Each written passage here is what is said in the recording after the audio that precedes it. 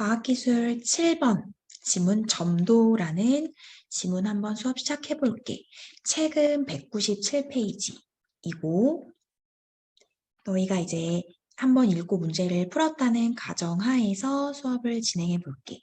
첫 번째 문단 읽어볼게. 꿀이나 물엿과 같은 액체들은 끈끈한 정도가 물과 다르며 얘들아 첫 번째 나와 있는 말 어렵지 않지? 끈끈한 정도가 꿀과 물엿과 물이 다 다르잖아. 이것들을 흐르게 하면 흐르는 속도 역시 서로 다르다. 물엿이 흘러가는 거랑 물이 흘러가는 속도가 다르겠지.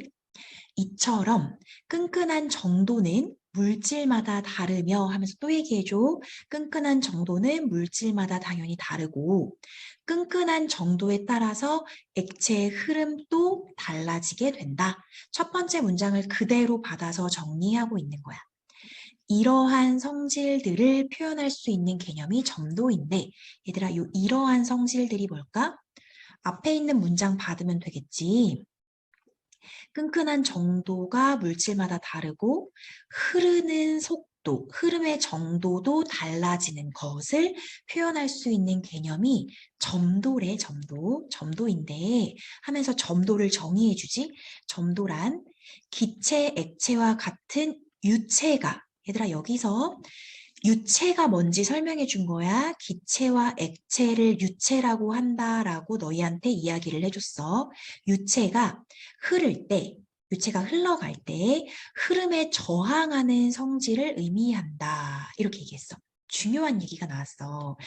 점도의 개념인데, 얘들아, 점도라는 것이 다시 유체가 흘러갈 때 흐름에 저항하는 성질이래. 요 말을 좀 잘 이해하면 좋을 것 같아. 그렇다면 점도가 크다는 것은 무엇이 크다는 거야? 흐름에 저항하는 성질이 크다는 거야. 요게 좀 이해될까? 나 점도부터 여기다 좀 정리해 볼게. 점도라는 것은 일단 유체에 해당하는 거네. 유체는 기체와 액체라고 했지. 유체가 흐를 때 액체 같은 게 흘러가는 거 생각해 주면 될 것 같아. 흐름에 저항하는 성질. 이 말을 좀 잘 기억해 봐. 흐름에 저항하는 성질이야. 그럼 얘들아, 쉬운 예를 한번 들어볼까? 물이라는 유체가 흘러가는 거랑 기름 생각해 봐. 기름. 식용유 같은 거.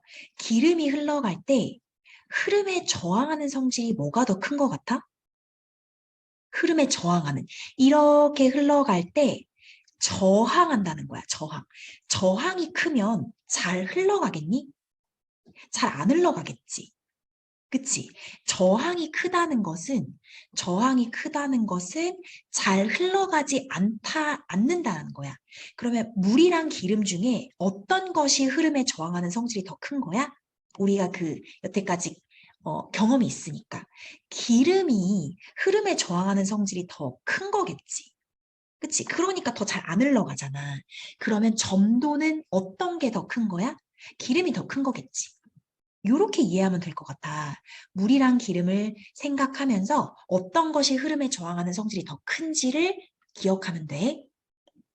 넘어가 볼게 다시. 점도는 액체나 기체의 상태나 흐름을 이해하는데 매우 중요한 개념이다. 중요하대. 점도는 중요해. 그러면서 예를 들어주고 있어. 예를 들어서 액체의 점도는 파이프라인으로 원유나 화학약품 등을 보낼 때 혹은 플랜트 배관 설계 시에 중요한 변수로 작용한다. 얼마나 중요한지를 열거하고 있어.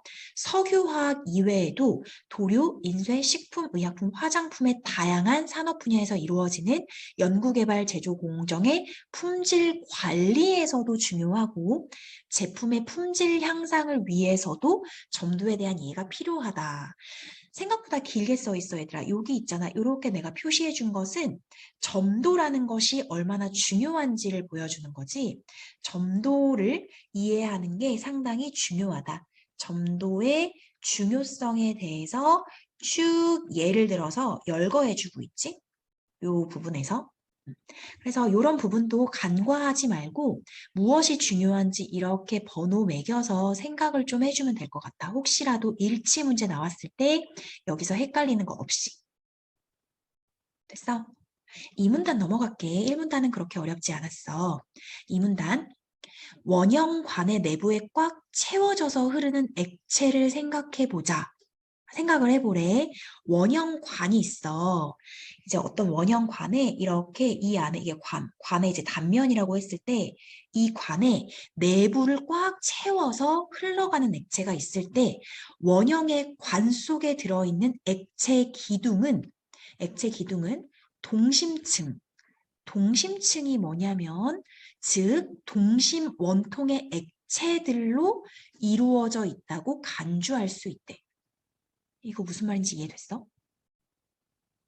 얘들아, 요 속에 요 지금 내가 단면을 그린 게 요런 원형관이야. 원형관, 이 관에 기름, 식용유가 쭉 들어있다고 생각해봐. 그런데 이 원형의 관 속에 들어있는 액체의 기둥은 이렇게 생겼다는 거야. 동심층을 이룬대. 이렇게. 이렇게. 이게 다 액체라는 거지. 이렇게 이해하면 될 것 같아. 요 액체들이 층을 이루어서 쭉 흘러가는 거야. 액체가 이 관 속을 흘러갈 때 벽에 가장 가까워서 표면에 맞닿아 있는 층은 벽에 가장 가까워서 관의 표면에 맞닿아 있는 층인 거거든. 이건 정지해 있는 것으로 간주할 수 있대. 얘들아 정리를 해볼까? 벽에 가장 가까워. 여기가 벽이잖아. 벽에 가장 가까운 층.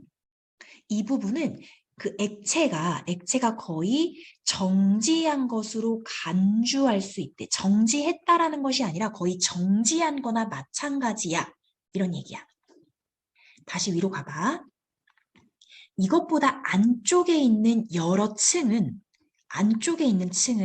그 바로 바깥쪽에 인접해 있는 층보다는 더 빨리 흐르고 이때 흐름의 속도는 관의 중심부로 갈수록 빨라지고 원통의 중심에서 가장 빠른 속력을 보인대.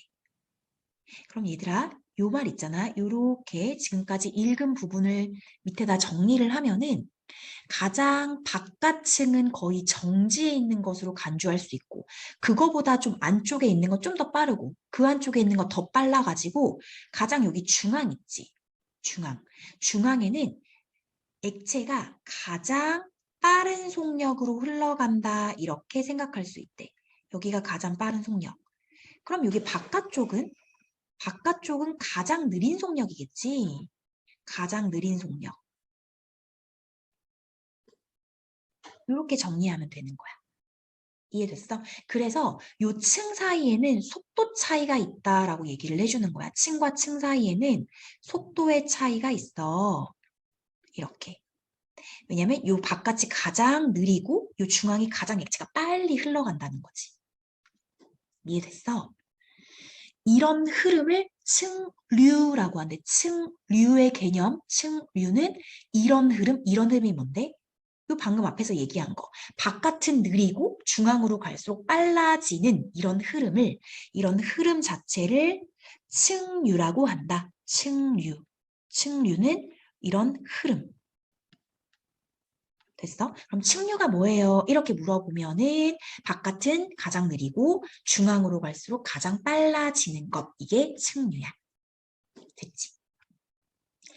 이것을 이론적으로 취급할 때는 이제 이걸 이론화시켜야 되잖아. 이론적으로 취급할 때는 가상적인 동심 원통으로 구성된 액체에서 동심 원통을 가상해보라는 거야. 거기에 이제 액체가 들어가 있어. 각 원통들이 이러한 층들의 속도 차에 의해 힘을 받게 되는데 이것을 전단 응력이라고 한다. 중요한 게 나왔네. 전단 응력이라는 것의 개념이거든. 전단 응력이 방금 얘기한 이러한 층들의 속도 차에 의해 받게 되는 힘이라고 되어 있는 거야. 여기다 나 하나 정리할게. 전단 응력이라는 개념을 알아야 해. 전단 응력은 원통이 있다고 가정했을 때, 원통에 이제 액체가 꽉 차 있다고 가정했을 때, 원통이 원통이 이러한 층들의 속도 차가 있을 거 아니야. 속도 차이에 의해 받는 힘. 속도 차이로 인해 받는 힘을 전다 능력. 이 력을 여기다 써준 거야. 힘이니까. 이걸 전다 능력이라고 한대. 이때 다시 갈게. 유체 흐름을 구성하는 동심 원통에 따라 속도 차이가 나는데 동심의 그 원통에 따라 속도 차이가 나는데 방금 얘기한 거거든? 이 원통에 따라서 속도 차이가 나는데 전단 응력은 이러한 속도 차이의 기울기인 전단율에 비례하게 된다. 얘들아, 이 문장 좀 어렵지? 다시 보면 전단 응력은 전단율에 비례한다. 이게 지금 결론이거든. 전단 응력과 전단율은 비례한다라고 얘기해줬고 전단율이 뭐냐면 이러한 속도 차이의 기울기가 전단율이래.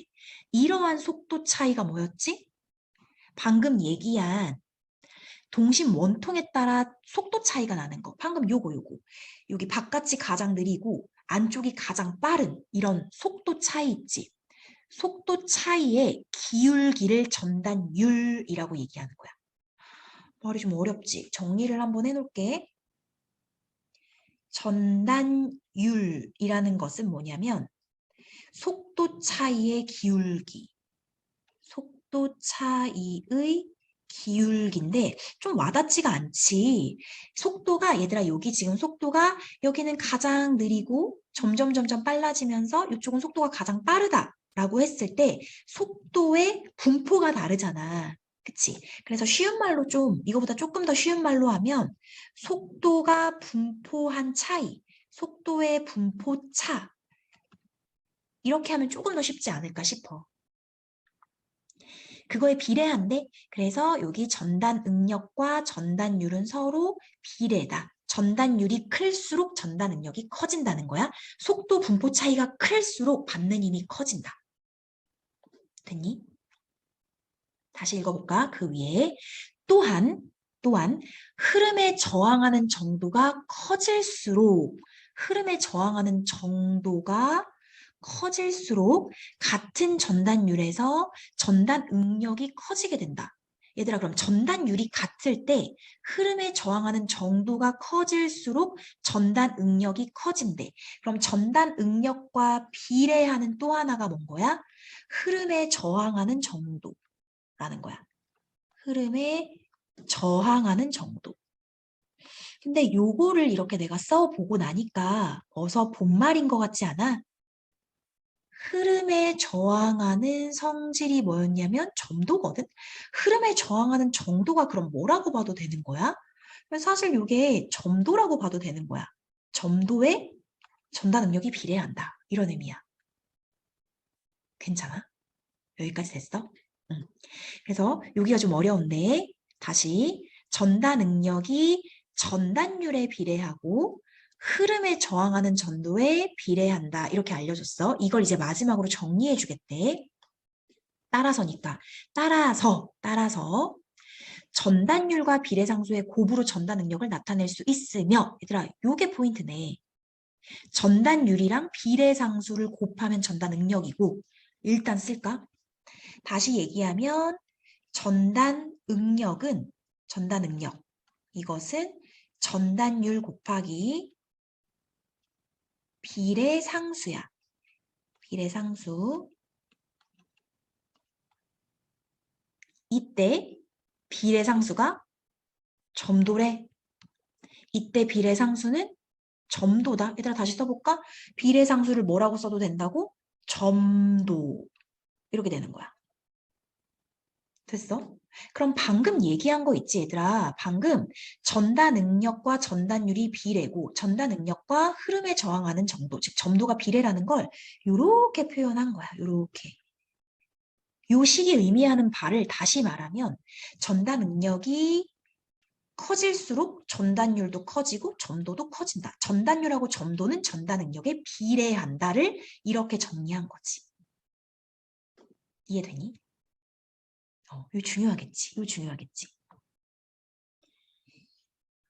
마지막 문장 읽고 하나 더 얘기해 줄게. 이러한 점도를, 방금 얘기한 요 점도야. 이러한 점도를 뒤에 설명할 상대 점도와 구분하기 위해서 절대 점도라고 부른다.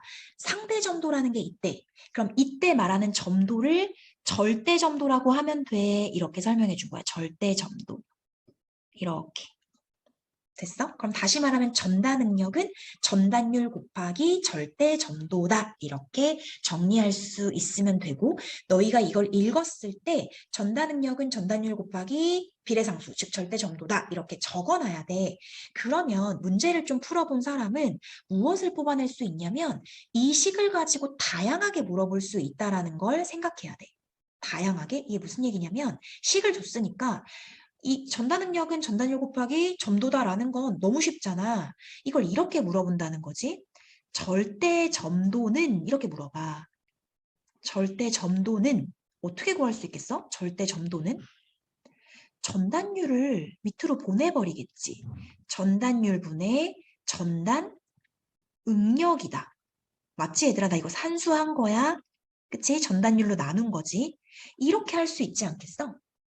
그래서 이렇게 물어보겠지. 절대 점도는 전단율에 비례하는가 반비례하는가 이런 거 물어볼 수 있지 않을까? 거꾸로. 그치? 절대 점도와 전단율은 반비례일 거 아니야. 절대 점도와 전달 능력은 비례하고 이렇게 물어볼 거야. 문제에서는 이렇게 응용할 수 있다는 것. 가벼운 응용이지만 이걸 좀 알아줘야 해. 됐니 얘들아? 일단 이 문단을 이해하는 게 중요한 것 같아. 이 문단.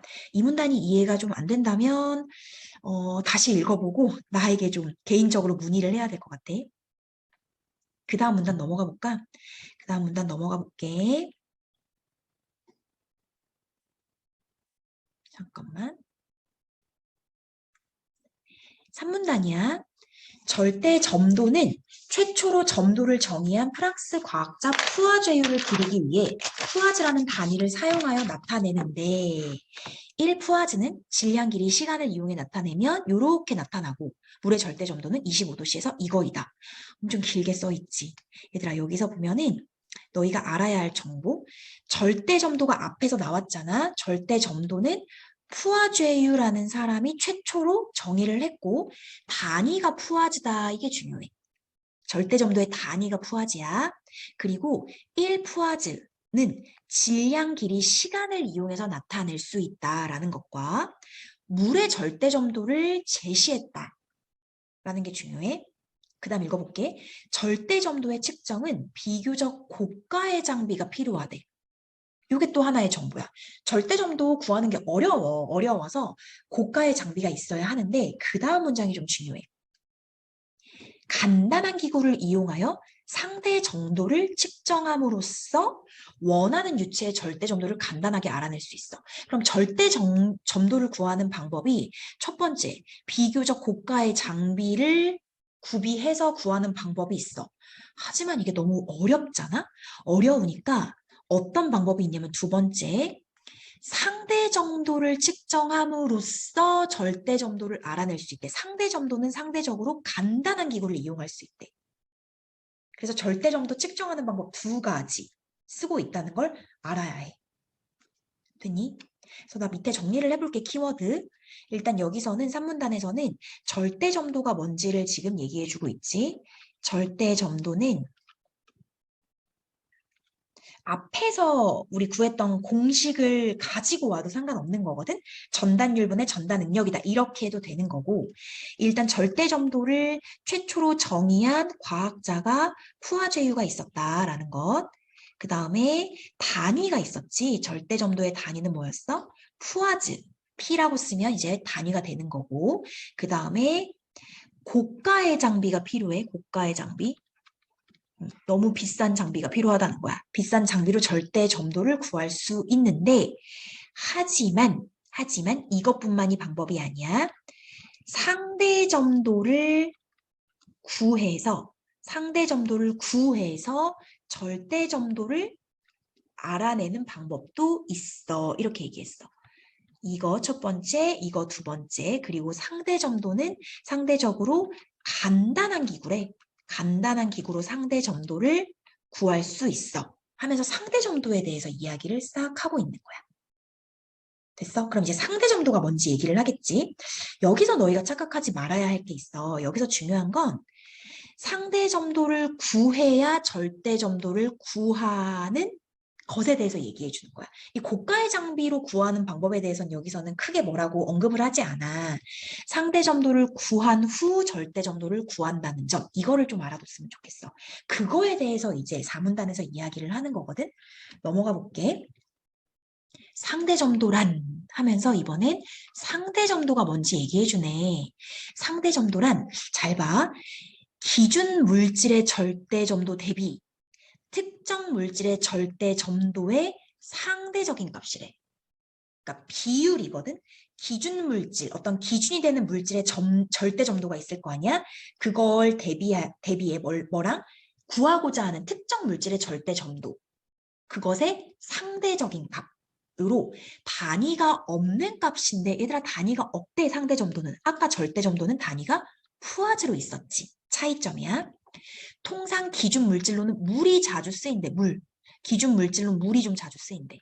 이때 가장 흔히 사용되는 기구, 상대 점도를 구하기 위한 기구는 그림에 나타난 것과 같은 오스트발트 점도계이다. 그럼 이 오스트발트 점도계가 간단한 기구에 해당하는 거겠네. 그치? 얘들아 그럼 밑에 상대 점도에 대해서 다시 한번 절대 점도랑 대비해서 정리를 해주면 상대 점도 기억나지? 상대 점도라는 것은 이렇게 좀 적어볼게. 기준 물질의 절대 점도 대비 특정 물질의 절대 점도인데 이걸 이렇게 표현할 수 있거든. 어떤 기준이 되는 물질이 있어. 그것의 절대 점도가 있을 거야. 절대 점도 대비 특정 물질, 어떤 구하고자 하는 특정 물질이 있어. 그 물질의 절대 점도, 이것의 상대적인 값이야. 상대적인 값. 그러니까 이 말이 의미하는 바는 아까 절대 점도는 푸아즈라는 단위가 있고 뭐 물의 절대 점도는 이러하다라고 값이 딱 나와버리지. 푸아즈라는 단위를 쓰는 값이 나오는데 이거는 그런 게 아니라 그냥 상대적으로 얼마다라는 상대 점도가 나온다는 거야. 상대적인 값. 상대적인 값이 나온다는 것의 의미는 뭐냐면 단위가 없다는 거야. 단위가 필요 없어. 그냥 상대값이기 때문에. 단위는 없어. 알겠지? 그리고 아까 전에 얘기했던 오스트발트 점도계라는 것을 이용한대. 오스트발트 점도계라는 간단한 기구를 이용하는 것이고 이 기준 물질로는 주로 뭐가 쓰인다고? 물이 쓰인대. 물. 물의 절대 점도에 대해서 우리가 여기서 준 이유가 있는 거야. 물의 절대 점도가 8.9 곱하기 10의 마이너스 3 이렇게 나와 있잖아. 그래서 이걸 준 이유가 있는 거지. 그 다음 볼게. 이제 오스트발트 점도계에 대해서 이야기를 하겠지. 오스트발트 점도계는 유체의 흐름을 육안으로 관찰하며 액체가 일정 거리를 흐르는데 걸리는 시간을 재는 장치이다. 얘들아 잘 볼게. 유체의 흐름을 육안으로, 눈으로 관찰해. 그래서 그 액체가 일정 거리를 흘러가는데 걸리는 시간을 재는 장치가 오스트발트 점도계야. 알겠어? 여기 잘 표시해놔봐. 포인트는 눈으로 관찰하는 거고 어떤 거리를 정해놨고 그 거리를 흐르는데 걸리는 시간이 얼마지? 라고 눈으로 관찰하면서 측정하는 거야. 오스트발트 점도계는 유체 흐름을 관찰하기 쉽도록, 왜 관찰하기 쉬워야 되니? 육안으로 재니까 투명 모세관으로 만들어져 있어. 오스트발트 점도계에서 측정되는 것은 상대 점도야. 여기서 잊지 말아야 할 것. 오스트발트 점도계로 구할 수 있는 건 상대 점도고 기준 액체로는 특정 온도의 물이 사용된대. 그래서 오스트발트 점도계를 이용해서 점도를 측정하는 방법의 요체, 핵심은 여기 잘 볼게.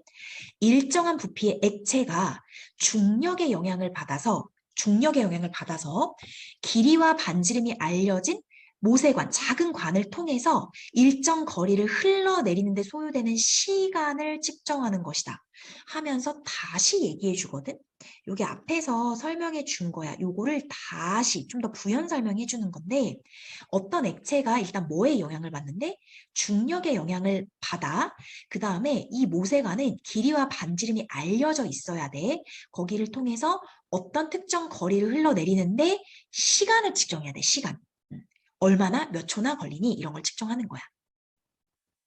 그래서 오스트발트 점도계에서는 다른 두 액체 1, 2와 절대 점도의 비를 요거 얘들아 에타라고 읽거든. 에타라고 읽는데 에타.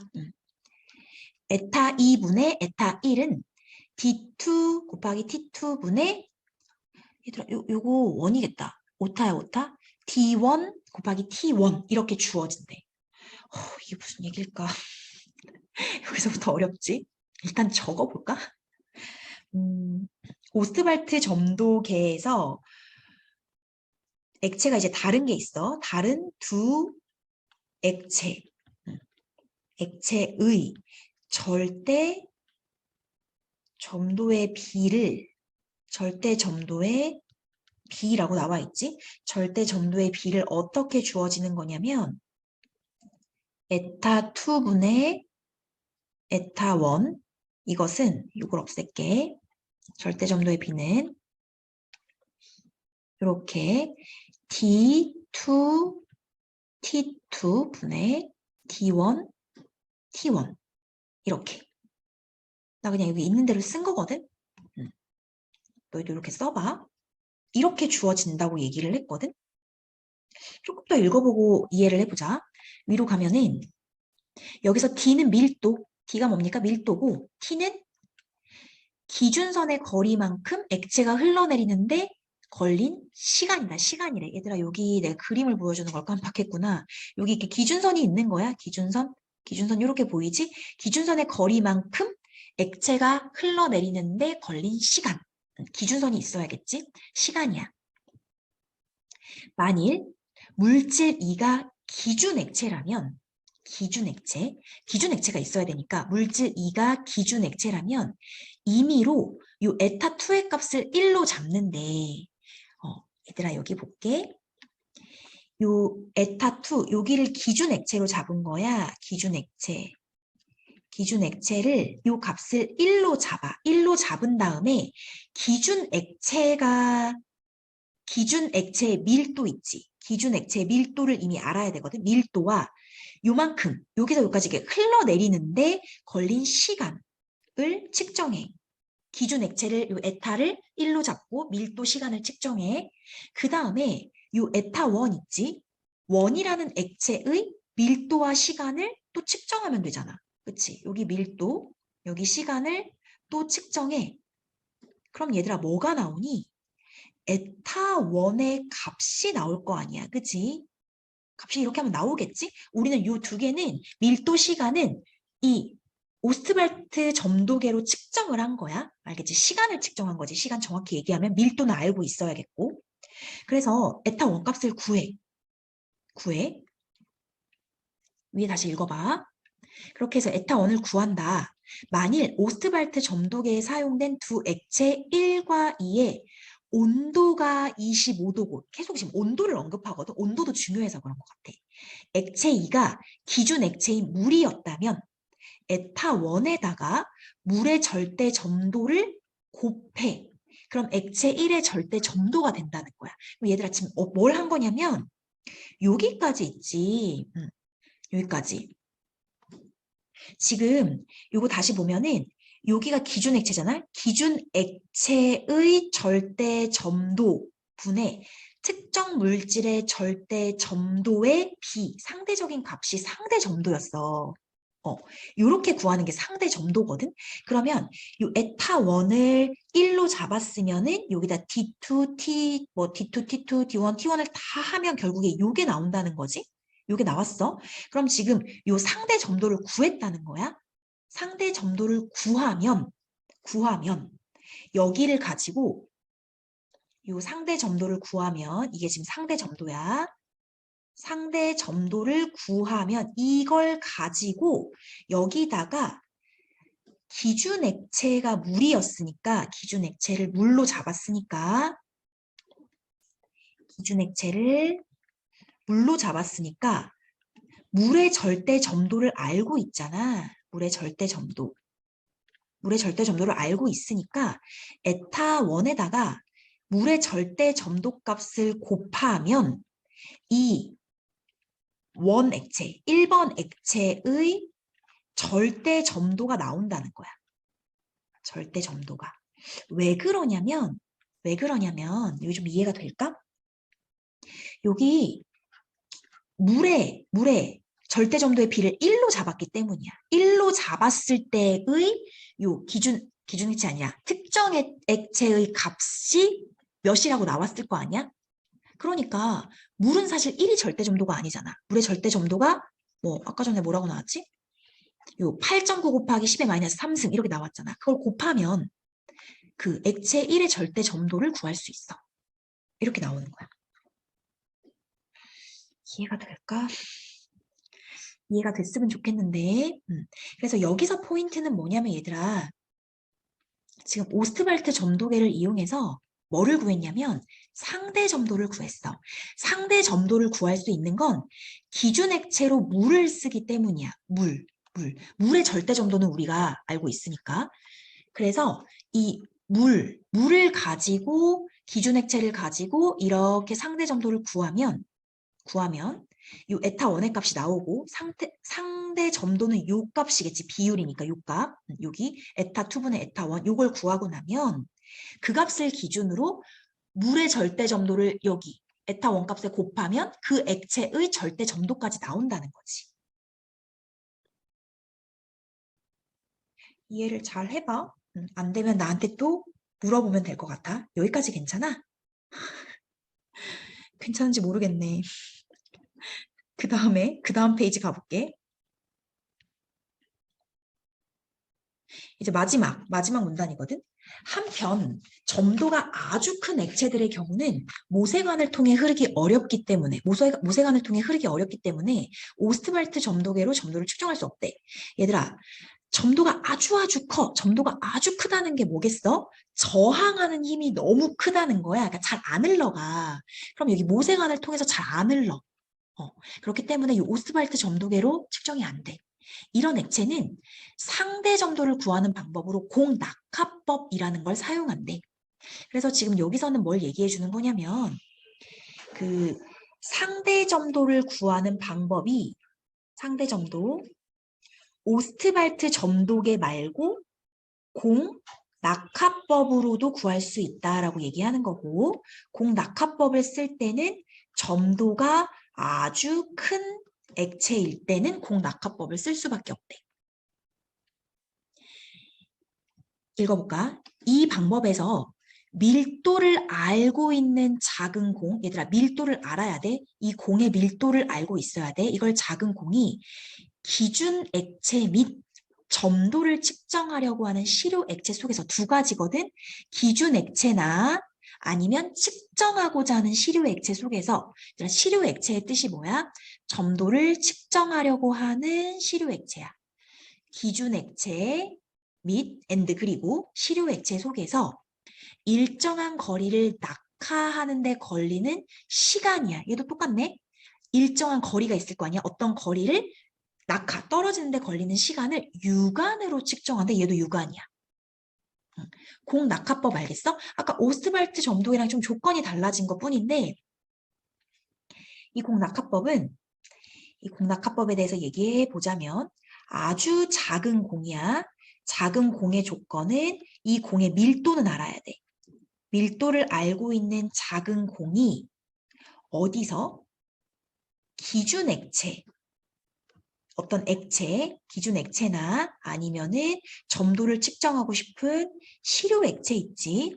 특정 어떤 액체 속에서 어떤 액체 속에서 이렇게 일정한 거리를 이렇게 낙하해야 되나 보지. 낙하하는데 걸리는 시간을 역시나 육안으로 직접 봐야 되는 거야. 육안으로 측정하는 방법이야. 그런데 조건이 있어. 이 낙하하는 공의 반지름은 액체가 들어있는 원통형 관의 반지름보다 훨씬 작아야 한대. 첫 번째 조건, 공의 반지름이 원통형 관의 반지름보다 훨씬 작아야 돼. 훨씬. 그렇지 않으면 벽에 가까운 액층은 거의 정지 상태로 있으므로, 이건 앞에서 얘기했지? 이 액층에 의해서 낙하하는 공을 잡아 끄는 효과가 생겨서 값이 부정확해진대. 이유 알겠어? 이유가 지금 뭐냐면 이렇게 어떤 원통형 관이 이렇게 있다고 치면, 방금 내가 이렇게 대충 그렸는데 여기에 액체가 이렇게 가득 차 있을 거 아니야? 이 가득 찬 공간에서 작은 공을 이렇게 낙하시키는 거야. 그런데 이게 만약에 공이 이렇게 이렇게 크잖아? 그럼 여기 이쪽 부분 있잖아, 이쪽 끝부분은 거의 정지에 있는 것 같은 요 끝부분은 이 공을 이렇게 자꾸 잡아 끈다는 거지. 끌어가지고 잘 안 내려온다는 거야. 그래서 값이 부정확해지기 때문에 훨씬 작아야 한다라는 게 첫 번째 조건이야. 알겠어? 공낙하법의 조건 1 중요해. 조건 1은 뭐냐면 공의 반지름의 조건이 있어. 공 반지름이 원통형 관보다 훨씬 작아야 한다. 그 다음에 또 있거든. 육안으로 관찰하는 제한된 높이의 공낙하법 실험에서는 육안으로 관찰한다고 또 얘기해줬어. 기준 액체는 식용유와 같이 상당히 큰 점도를 가지고 있어야 정확한 값을 구할 수 있다. 하고 더 이상 설명이 없어. 얘들아, 일단 조건 2를 적어볼까? 조건 2는 기준 액체 있지, 기준 액체. 기준이 되는 액체는 점도 값이 식용유처럼 상당히 커야 된대.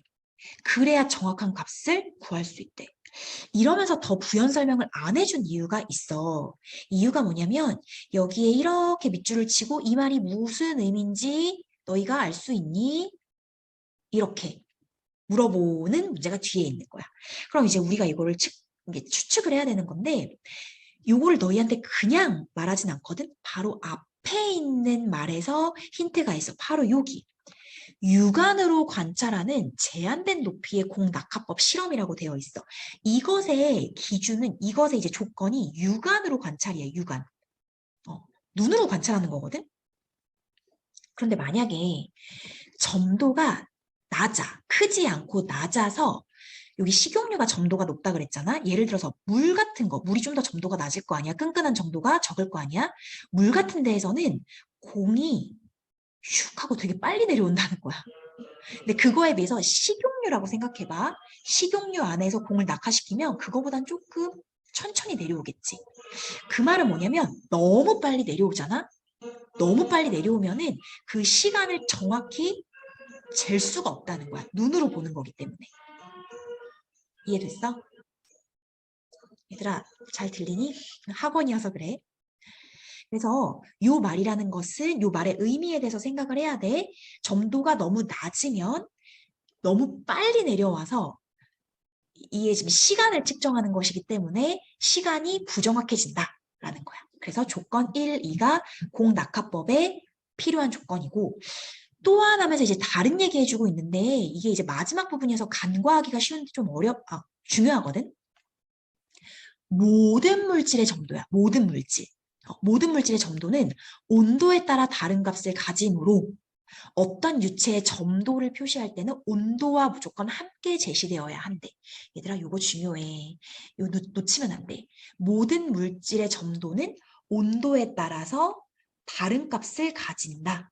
요거 일치 문제로 나올 수 있어. 모든 물질의 점도는 온도에 따라서 다르다. 온도 따라 다름.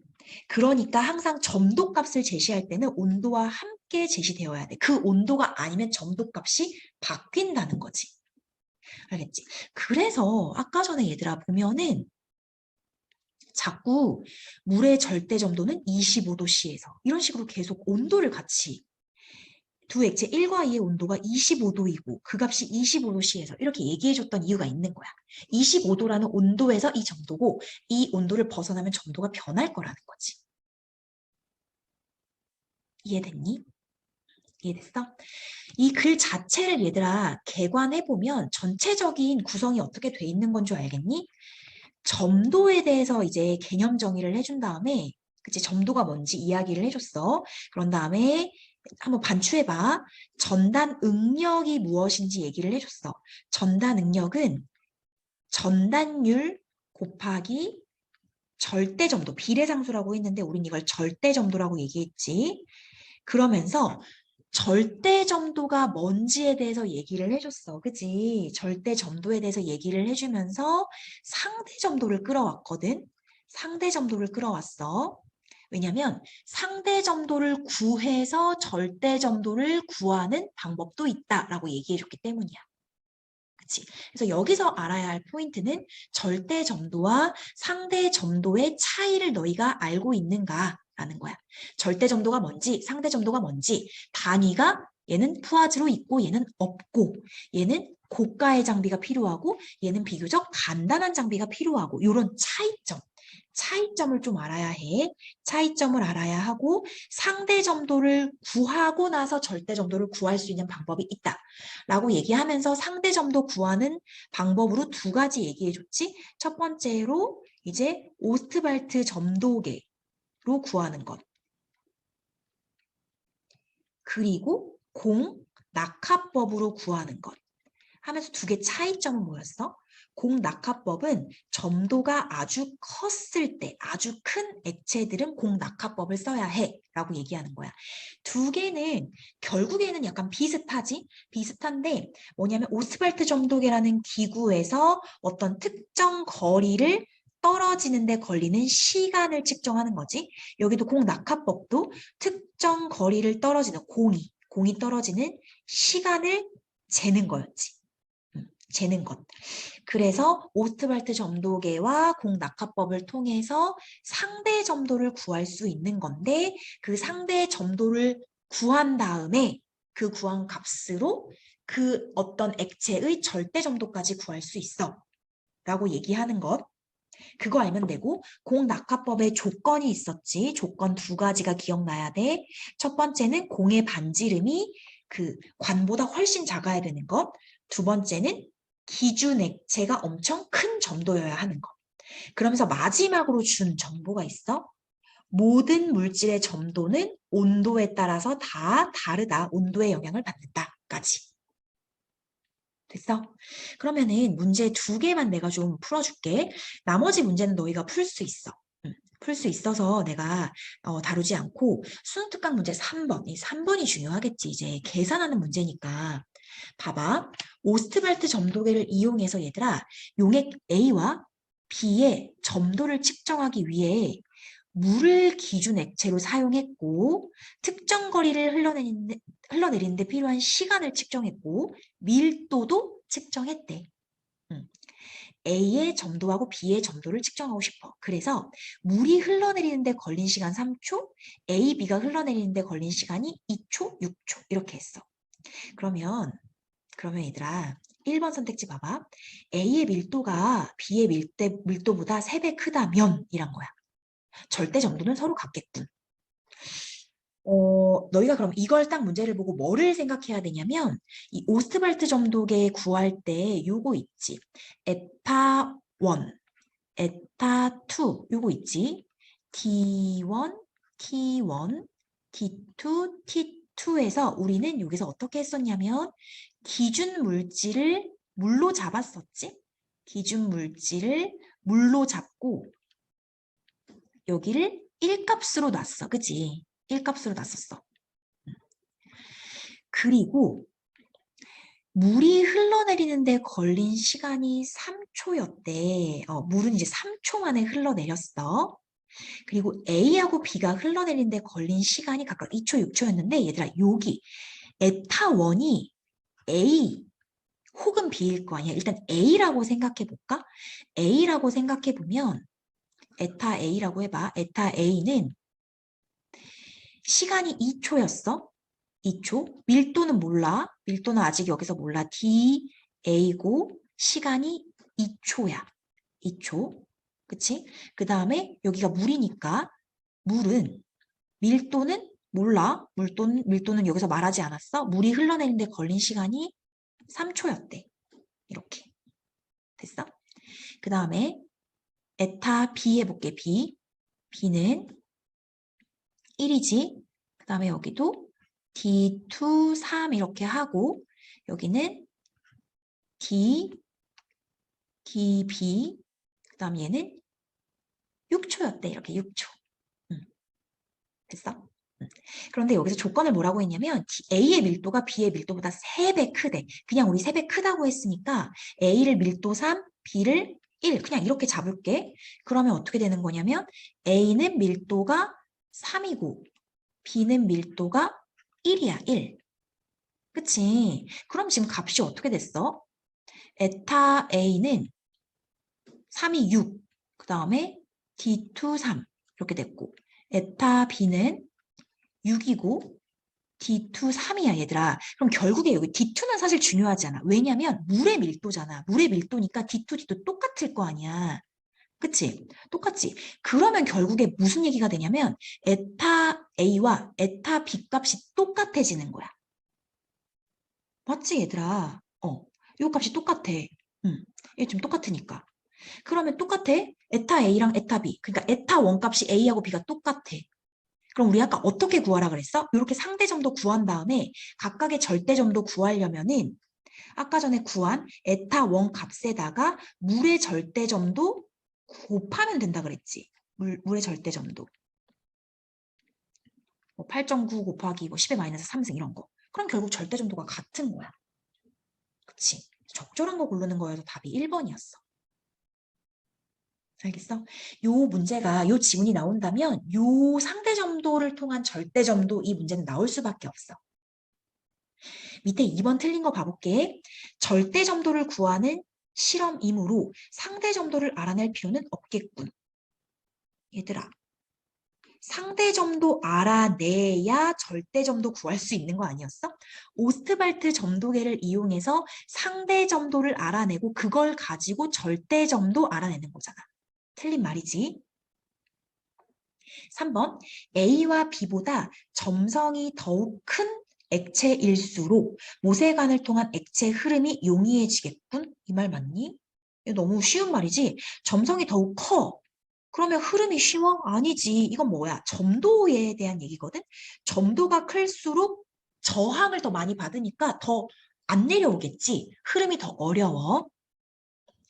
4번 기준 액체를 물이 아니라 A로 삼아서 B의 점도를 측정하려면 만약에 물이 기준 액체가 아니라 A를 기준 액체로 삼고 싶으면 A의 점도값이 필요하지 않을까? 그치? 아까 전에 결국 물이 기준 물질이니까 물의 절대 점도값을 아니까 우리가 나머지 것의 점도를 측정할 수 있었던 거잖아. 그치? 그래서 기준 액체의 점도값은 필요한 거야. 물의 점도값을 알고 있는 것처럼. 5번, 점도가 다른 용액 A와 B를 측정하기 위해서는 오스트발트 점도계 기준선 간의 거리가 달라져야겠군. 완전 헛소리, 거리는 똑같아야 되는 거겠지? 그래서 답이 1번이야.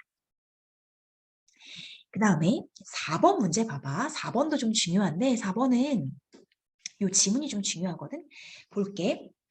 온도가 올라가면 기체 분자 운동 에너지가 증가해서 얘들아 온도가 올라갔대. 그럼 운동 에너지가 증가해서 기체 분자 간 충돌이 많아진대. 이게 좀 상식적이지? 온도가 올라가면 막 자기들끼리 운동 에너지가 증가해서 충돌해.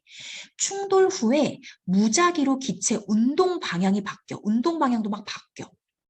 그러면 그 다음 문장이 중요해. 이렇게 충돌 횟수가 증가하잖아?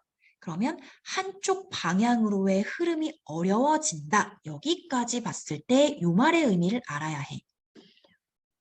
한쪽 방향으로의 흐름이 어려워진다. 이 말을 어떻게 해석해야 되는지 알겠니? 흐름이 어려워진다?